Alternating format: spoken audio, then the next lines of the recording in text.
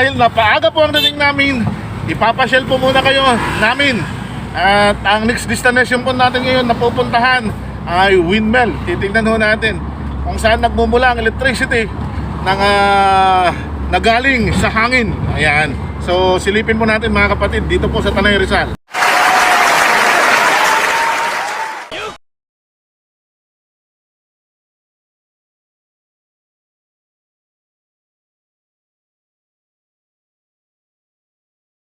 Tala habang papaakyat kami ay dumako kami sa isang lugar na kung saan ay makikita mo ang kahabaan ng Laguna de Bay. Dito talaga naman overlooking at napakaganda ang lugar na yun. Napaparelax ka. Grabe. Sobrang ganda talaga ng kapaligiran kapag babiyahe ka papunta doon sa lugar ng Pinilya.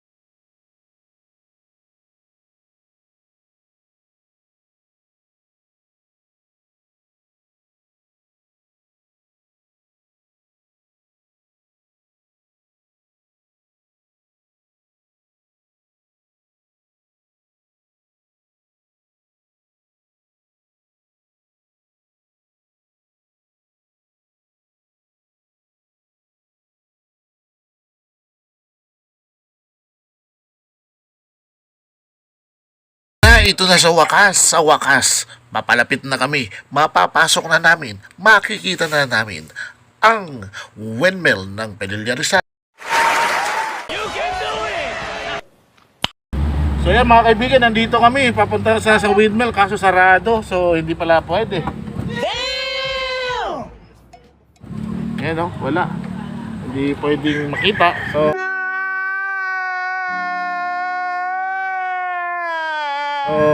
wala tayong magagawa kundi dito na lang.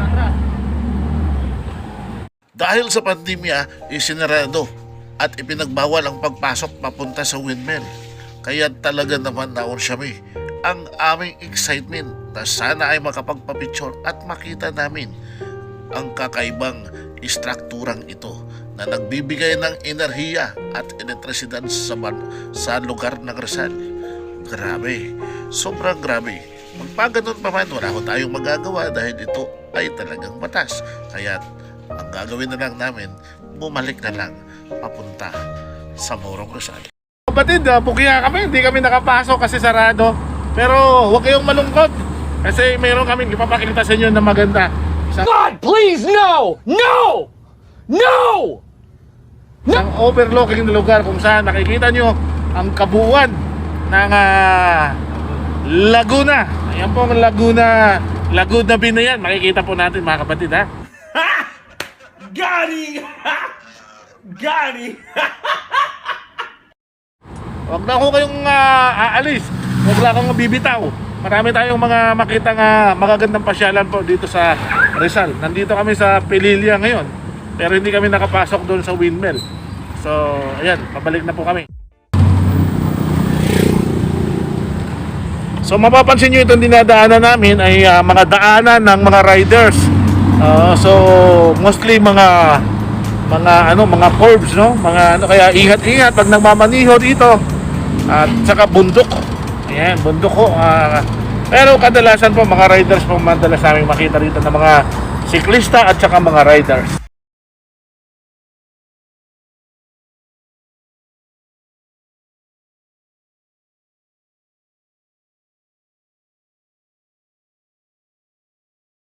Ito yung lugar na kung saan overlooking yung Laguna de Bay, you know? Oh my God! Wow!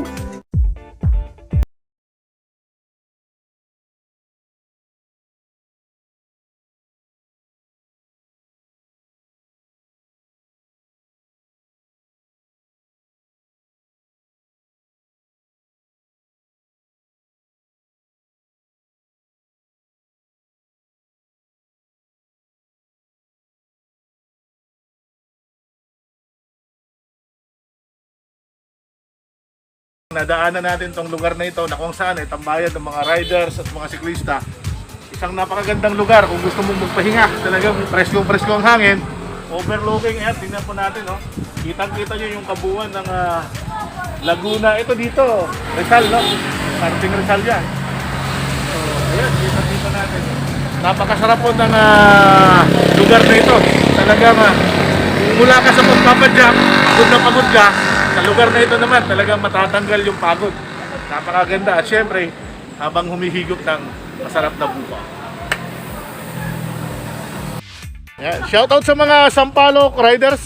Algeciras Street. Ayun, oo. So ito, tambayan nila dito.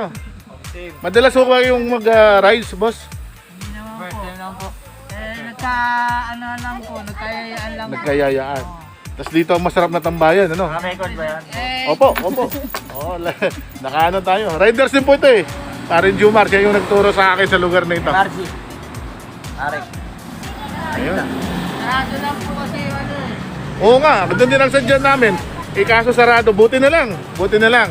Sulit naman. Nakakita tayo ng magandang lugar. Ayan. So shoutout sa mga Sampaloc Riders Club. Ayan, mga kapatid. Shoutout po sa inyo.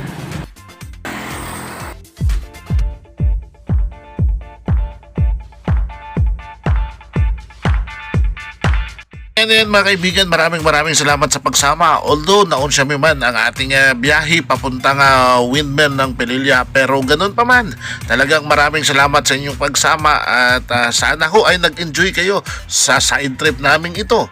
Ito ay side trip lamang dahil hindi naman talaga ang intensyon naming i-vlog kundi ang gagawing pamamahagi ng bigas sa Morong Rizal. So ayan mga kaibigan, so shoutout ho sa lahat ng ating mga FFCI family worldwide, sa lahat po ng sumama, sa lahat po ng nakipanood. Maraming salamat at kung talagang naibigan ninyo ang biyahe natin ito, i-like, share at comment down below para naman malaman ko ang inyong mga saloobin. Thank you so much, shoutout Sampaloc Riders, and thank you so much po sa inyong lahat. Diyos Babalos sa inyong gabos.